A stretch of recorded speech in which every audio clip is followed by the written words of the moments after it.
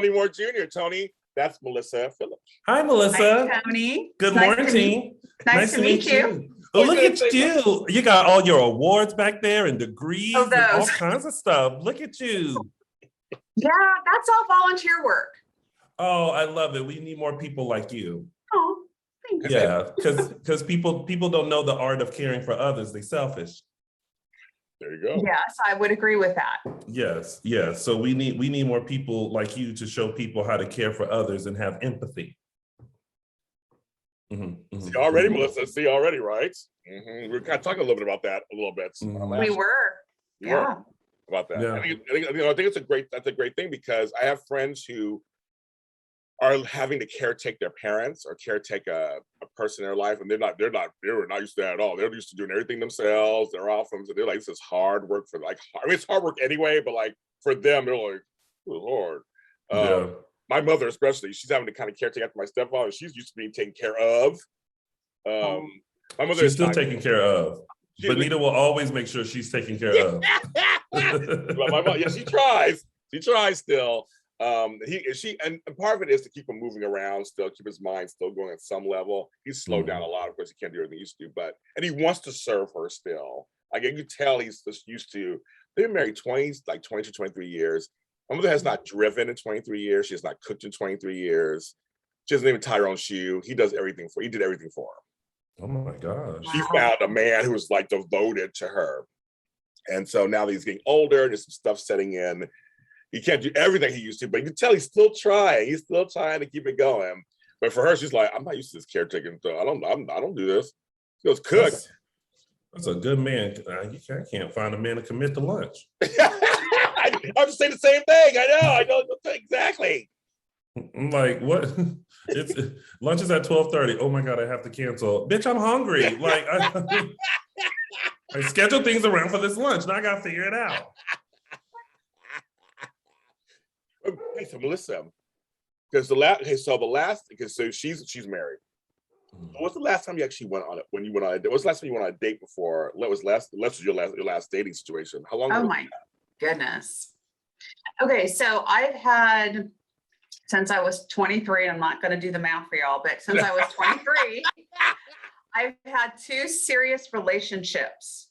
So I went out of one serious relationship for 13 years, and then a couple years later met Les, and I didn't do a lot of dating in between because I was out of a 13-year relationship and didn't want to jump back into anything. I was kind of taking a break. So the dating happened in my early 20s. I have to tell you, I don't have any memorable stories or experiences. It was not a great time for me. And that time period, I remember that time period. That was a long time ago, girl. It was a long time ago. And, I just remember there was one date I was in junior college.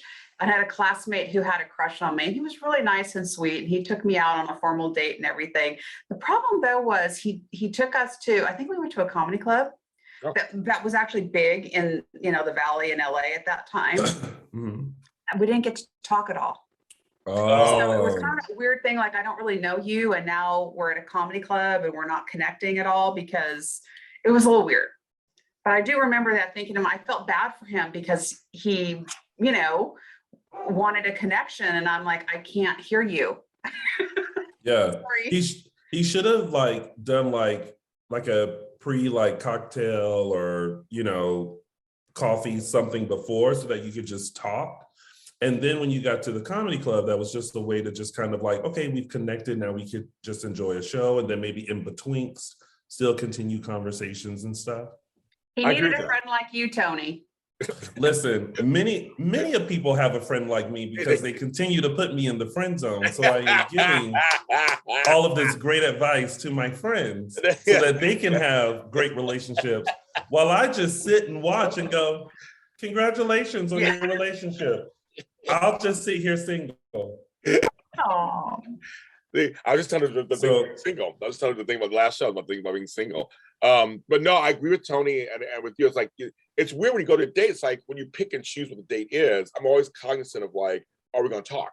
If we don't know each other, like it's a place like, should you go to a movie first?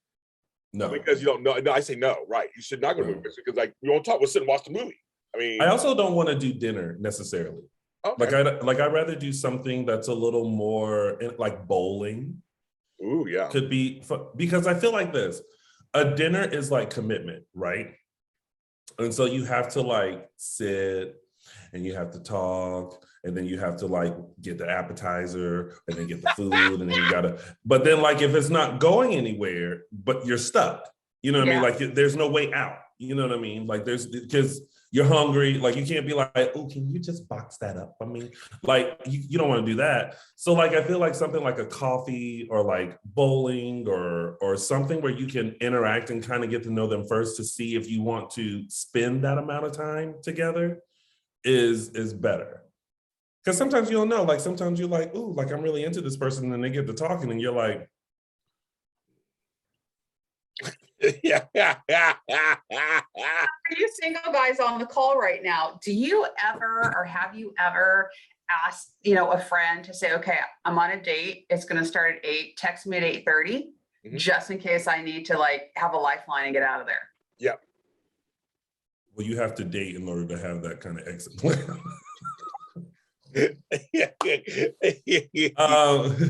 I movies sometimes, and I always wonder, is that really happening?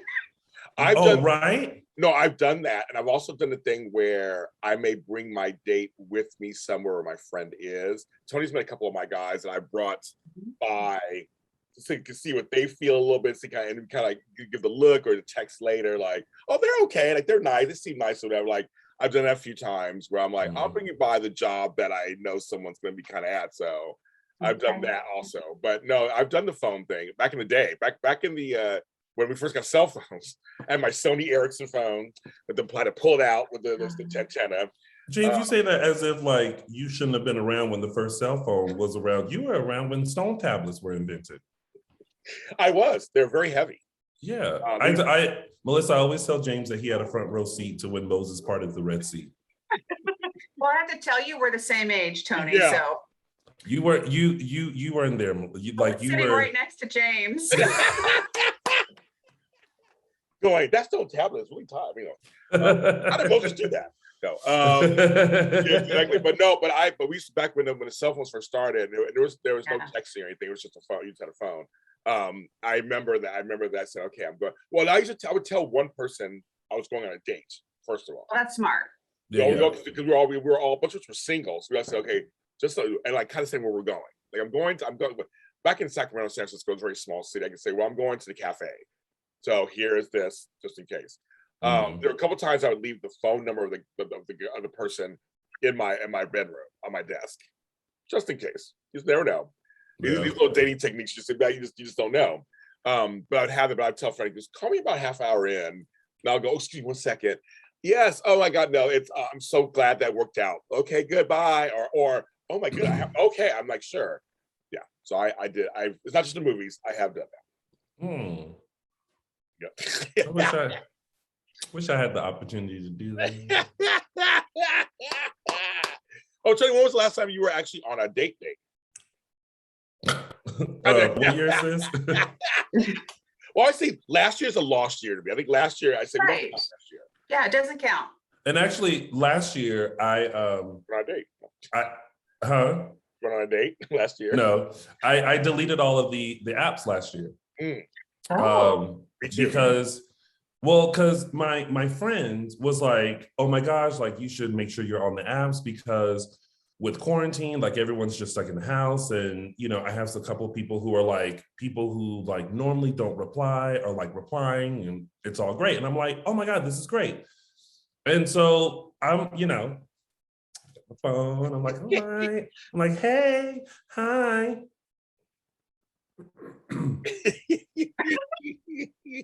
Hello. Like it wasn't happening. So I just got tired and so I like deleted them all. But the last time, I really don't remember the last time I was out on a date.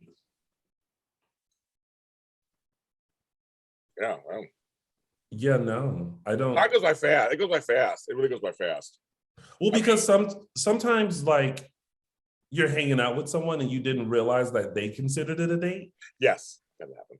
And I just considered it like just us hanging out, because I like to hang out before I want the pressure of like a date. You know what I mean? Because like sometimes like you find someone interesting or intriguing and you just kind of want to know like which direction it's going to go in. So I'll say like, let's hang out, you know, so that mainly for me to figure out what I want to do with them. But a lot of people take that as like, oh, like, you know, he wants me to be his boyfriend. And I'm like, no, I actually just want to get to know you in more of a private setting so that I can like talk and we can interact and I can go, oh, you know, he's dateable, or you would be a great friend, or child, where is the check? I got to go. You know? So yeah. Well, you know, Melissa, I miss the old days of house parties. Oh, yeah, Where that's where you met people, because you're like, absolutely. you go to a house party and then you would talk to, you'd have conversations with different people, and you kind of go, oh, I like, and then a little flirting would happen or whatever. I miss those back in the '80s. I went to a lot of house parties. I shouldn't have been running the streets, but I'll, you know, run the streets. Mhm.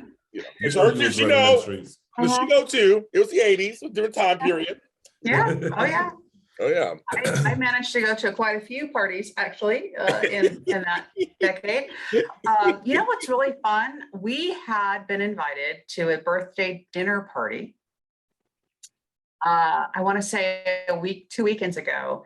We hadn't been invited to a dinner party in forever. Oh my God. We had so much fun, and we met new people, and they had Debbie was fantastic cook. We had a great meal. I mean, we were entertained and entertaining and really just connecting with people we had just met. It's a fantastic way to introduce Tony to, you know, Sandra or Sally or something. And you don't even, there's no pressure. Like, you know, there were single women and men there, and there was married folks like Les and I, but it was like no pressure. Everyone had a great time. Yeah, the last time I went to a house party, Michael Klaus actually sent me a thing, and he's doing his annual fall thing, Tony. And the last time I went to one was his birthday party with Tony. You were there. We were all there. That's the last time I went. That was several years ago. That was the last time I went to a house party. Yes. That's why I went to a house party. You're right. I'm not invited to dinner parties anymore. I used to love dinner parties. I used to love hosting them or going to them for that exact reason, Melissa. I love that stuff, meeting people. I feel like that art is like lost on this generation. Yes. Look at me sounding, right. You know, but it's been replaced with the app. Yes, where like, you know, people literally, they have their types in mind and what they're looking for, and they can sit at home in their pajamas and eat cookie dough and just like, you know, scroll through of like who they want to interact with. But I feel like people miss out because a lot of times you don't know who you're going to connect with. A lot of my married friends have all said the person that they're married to, they never would a million years have spoken to them. They're not, you know, their type or anything, but they gave it a shot. Yeah. And now they're married. And it's like, you know, people, especially in bigger cities, struggle to find their ideal or their dream. And sometimes they don't realize that, you know, someone that you just meet by happenstance that, you know, maybe you didn't dream up of, you really have a great connection with, and they make you feel something, and they it's just this unspoken, you know, can't describe feeling. And when people go with it, you actually find what you're looking for, instead of like searching through, you know, profiles for a redhead blonde who's this tall, that maybe your person is 5'2" in Iowa. Yeah.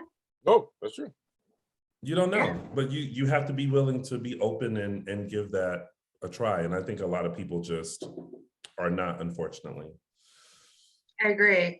You know, it's funny that you tell it that way, because that actually happened to me with Les. Mm-hmm. We were friends for a number of years. We were volunteering for a local chamber of commerce. We'd worked on some projects together, nothing. And then just one day you see someone differently. Mm-hmm.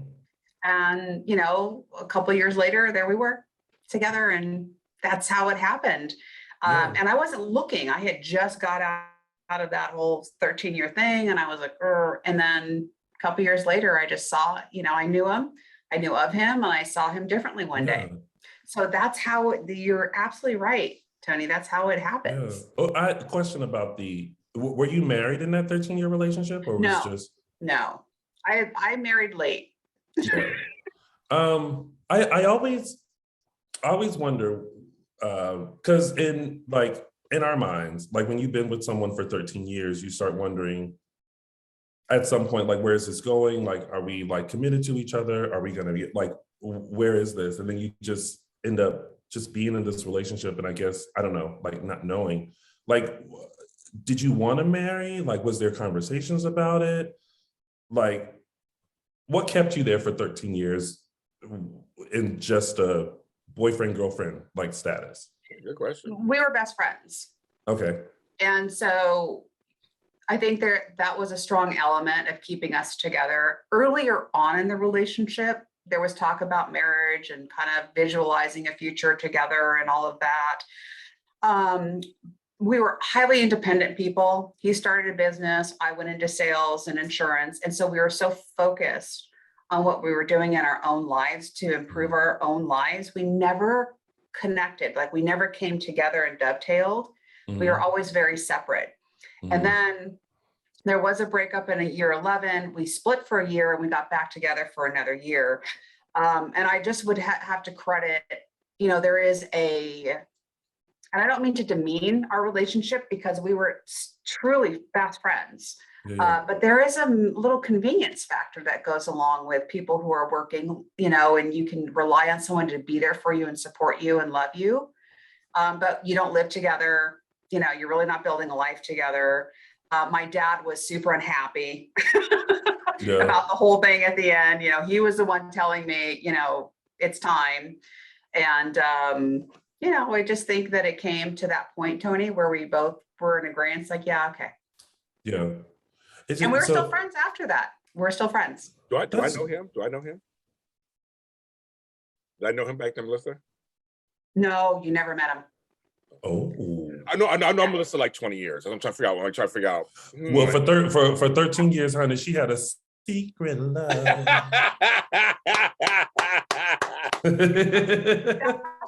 That sounds wonderful. It wasn't that. Well, it sounds like quite a lovely tone to your voice. Oh, thank you. You do. Every now and then a good note comes out. Now, had I kept going, I think you would have questioned it. You'd be like, oh. But I often wonder about that, and I sometimes feel like people in those relationships, it just becomes like comfortable and just something that they know and they're familiar with. And there's not a point where you're like, wait, is this what I want? Or am I afraid to like in this and like really try to find someone because no one, listen, if you find someone, you just like, listen, I'm just gonna hold on to this because I don't want to get out here with these people. These people are crazy. Like I'm gonna make this work, But I think after some time, you have to like, do what's best for you and be happy and not feel, I don't want to say stuck, but like, Well, I'll tell you, Tony, the relationship I was in was 10 years. And I remember just time flies. And like literally it's like you go by the markers. It's like now it's the middle of the year. Now it's Christmas time. Now it's your birthday. Now it's Christmas time. Now it's like after a while you're just going by the markers. And like you said, you're working. You're just trying to work and make money. And after a while you're like, we've been together 3 years. We've been together 4 years. Like it's really weird how innocuous it becomes. In a sense, we were talking about this earlier on another show too. How you just kind of just get used to it. You're just kind of there, and then you fight, but you get over it and things like that. So you get to know each other. You just go, oh, that's how that person is, whatever. That doesn't drive me away. And you're right. There's a whole sense of kind of like bear the devil, so to speak. Then try to go back out there again. Go back out there. Like really go out there. It's not, the grass ain't greener, folks. You still got to mow the lawn. It's not. It's the same. you know, and Yeah. so there is an element of that too, but some folks stay in relationships way too long, of course. And we know that too, but I think you're right, Tony. Part of it is kind of, and both of you guys are kind of right. Both of you, it's kind of like you just get, the years go by. I feel like as I've gotten older, it's going by faster. Mm-hmm. Because like I said, last year was, to me, it was a lost year. I just got that's a lost year somehow. But we lived through it. It's like it was a long, we did it, but then people say 2019, this was like 10 years ago. 2019 seems like it was 10 years ago. It was only 2, but it seems like it was 10 years ago. Oh my God, my heart dropped because I was like, is it? And I'm like, oh, okay. You forgot where you were, what time it is. I was like, oh my gosh. Well, because I've only been got nervous. I've only been in one relationship. And it only lasted for 10 months, but it was definitely a learning relationship because I learned what I was looking for in a relationship. And the biggest lesson that I learned was that when trust is broken, it cannot be regained. And the biggest thing to the foundation of any relationship is that there has to be trust there. And when it wasn't there anymore, I felt like I became someone that I didn't want to become. You know, I became more of a Nancy Drew. You know, I was always looking through their phone. I was, you know, every spare moment that I had, I was making sure I was like by their side because, you know, I didn't want them to do anything, you know, crazy. And I realized like, you know, that's not what I want. I want someone who can have their own life. And, you know, I trust them to go out there and act right. You know, if they want to go out with their friends, go out and have fun. But, you know, I don't want you doing anything that you're not supposed to, you know, and vice versa. But when that's not there anymore, it's like, no one wants to be in a non-trusting relationship where like, you know, you go out with your friends and I'm like, where you going? What time you coming back? Who you going with? Oh, okay. And then because it's me and I'm a Nancy Drew, I'm sitting there like, James, I need you to come with me real quick. We gotta do. He said that they were eating at this restaurant. I just need to drive by and see if this is true. No one wants that. My friend is like, let's do it. I'm my friend, let's do it. I'm a great best friend in that way too. Yeah. Okay. Okay. We're talking about now? Okay. Yeah, okay.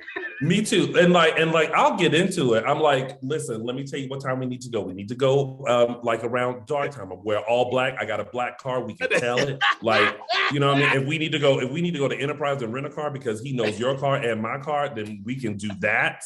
You know, or we can call a friend and be like, yo, we need to borrow your car just for an hour. You know.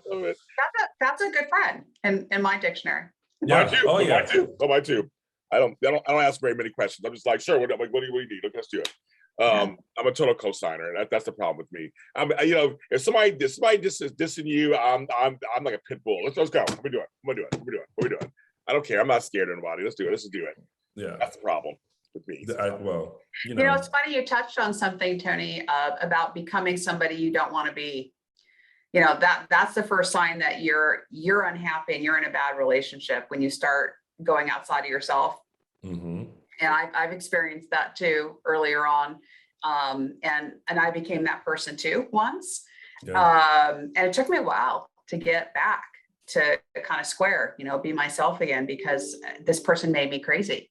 And I was completely in love with him, but wrong kind of love, you know, it was kind of misguided, misplaced, became a crazy person. And the lying and the cheating and all of that was really destructive. So you can't ever change anybody, you know, if that's, you know, their path and they want to go behave that way on their business, no one is going to change who they are. But it took me a while to learn that because, you know, gosh, I'm so special. It was going to be me. Yeah. We all like to feel like that. Like I can change them. I know I can because I can work it out. I can work it out. I can work it out with them. They'll see a difference.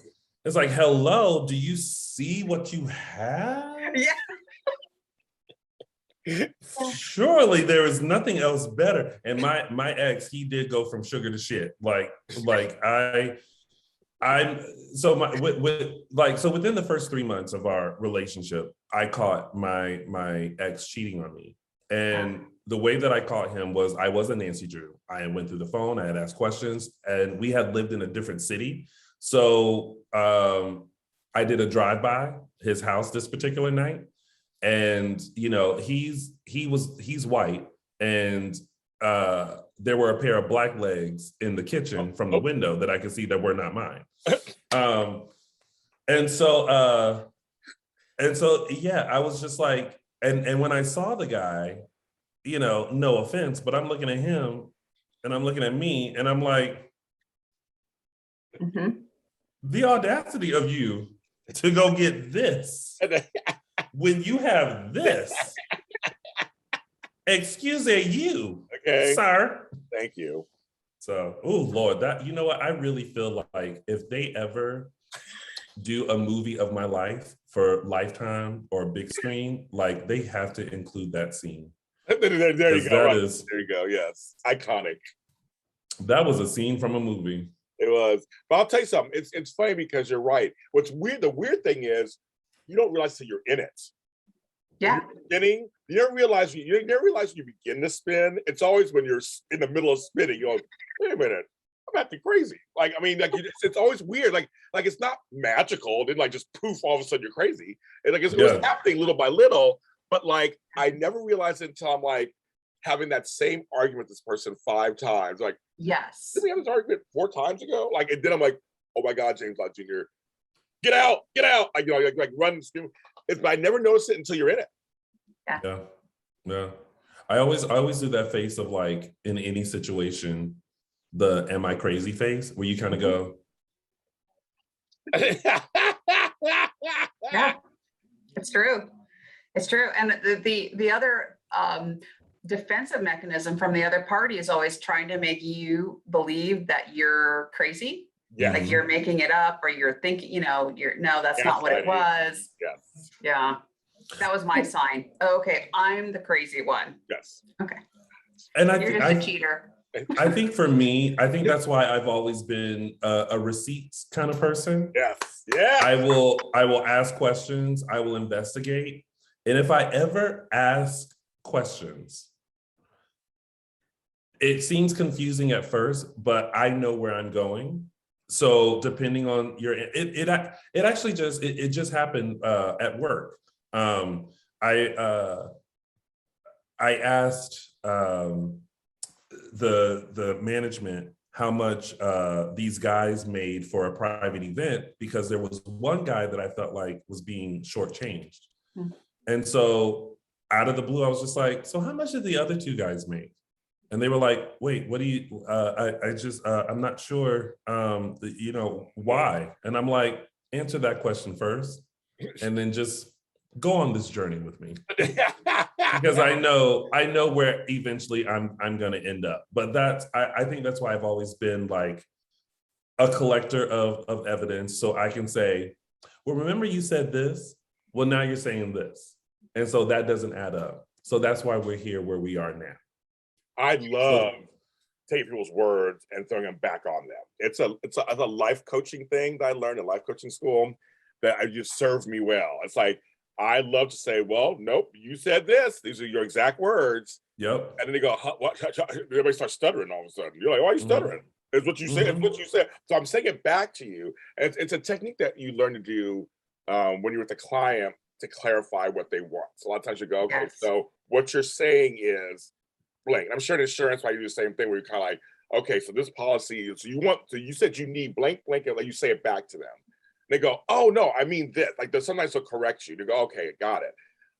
But some of them, you catch them in something, they're like, I'm like, well, so you might go on my cell phone. That's what you said.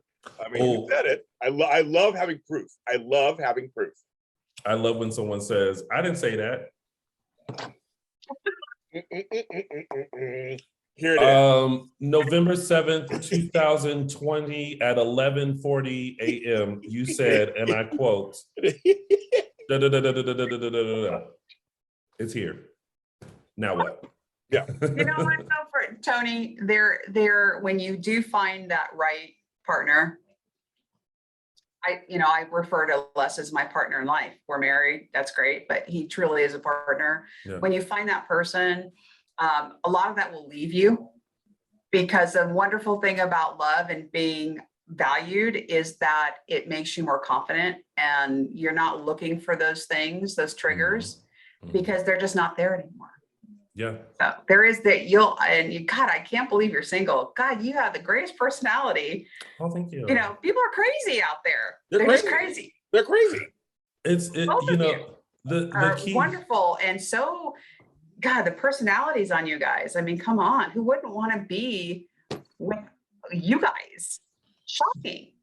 I think it's intimidation. Yeah. Because people like James and I, we know who we are, and we know, what we're willing to deal with and what we're not willing to deal with. And there's a lot of people in our community that don't truly know themselves yet. Mm-hmm.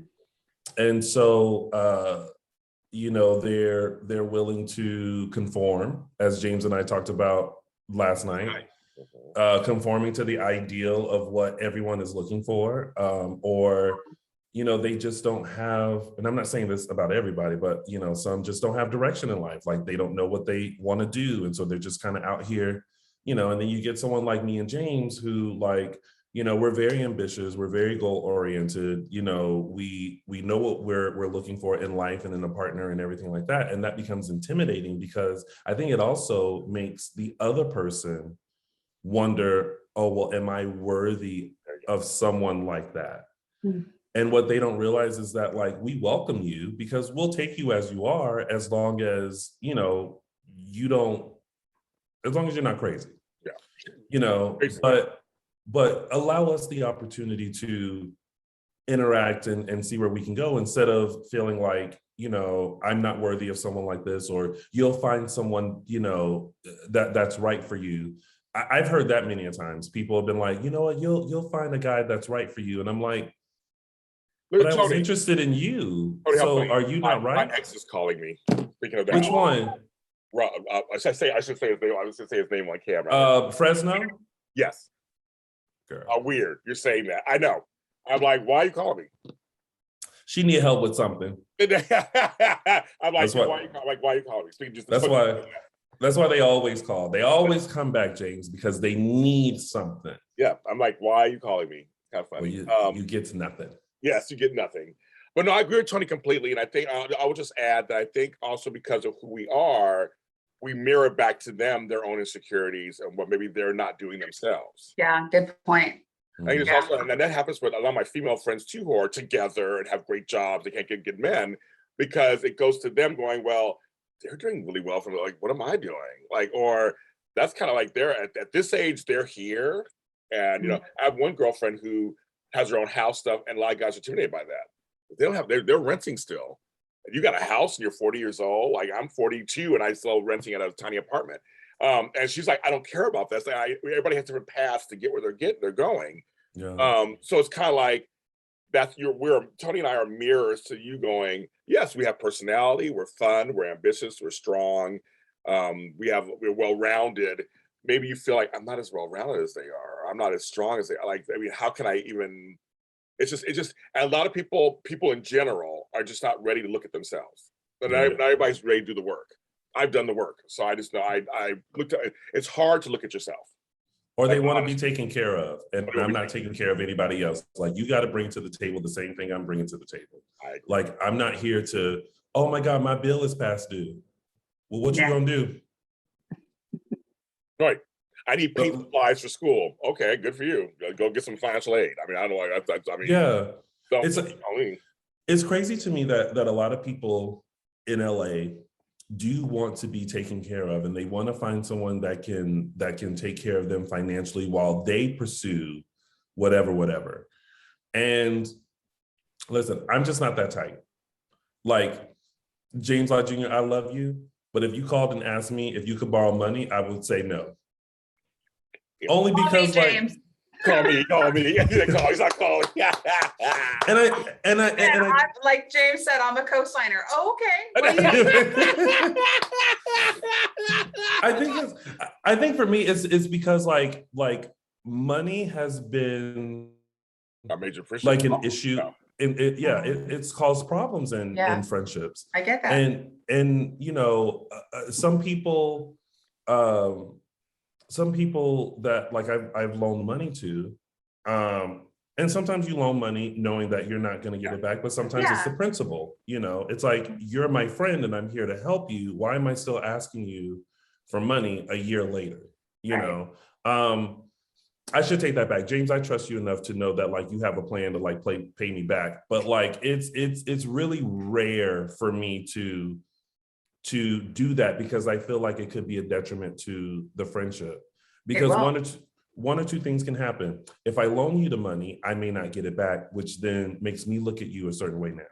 Or if I don't loan you the money, then you're looking at me a certain way, because it's like, but you're my friend, you should be. And I'm like, I just don't want to mess anything up if something happens, especially if it's a large amount, you know. Right. Although $2 is a large amount to me. Well, Tony, for me, I stopped working for relatives. I stopped for my business. I had to stop because every single relative screwed me over. Really? Yeah, seriously. Because they want the discount, of course, first. The family discount. The family discount. They also kind of think they can squeeze things in there because you're family. Oh, you'll do this. Can you just take it? That's not, I'm telling you, this is what James Lott Jr. does. Or they don't take you seriously. They'll hire you, but they see you as cousin Jamie when you're 8 years old, you shit your pants. They don't see you as businessman James Lott Jr., who actually who's built it for 13 years and charges rates that are actually commiserate of what he can make. They don't see that. They just see that this is the kid that used to, snot run his nose when we skateboarded when we were kids. And that's the problem. And so so every single time I did a family member, they undercut me or give me attitude. One badmouthed me afterwards and accused me of something that was not true. So I said, no more family members. Nope, I will not. I'm sorry. I'll give you. I sent someone an organizer, not me. I said, you guys see somebody else. I'm like, that to me is just because when someone doesn't know you and you hire them, it's just, it's just perfect that way. It's much perfect. So I understand. I like, nope. Now, I'm not saying that when my grandma was alive, did I not help her organize some stuff? Obviously, it was for free or for food. Or my Aunt Faith, who knows, I go help her all the time. But my Aunt Faith treats me really well. She treats me very well, so that's a different story. But my other aunts and stuff, no, never. I will never for them ever again. I told them that. Never again. Never. Nope. It's crazy. So okay, so we're gonna end it here. It's a great conversation. Oh, that's it? That's it. It's just little quickies in the morning. Oh, I was ready to talk some more. Well, you talked about 40 minutes. You have to come back. Oh, we did? Oh.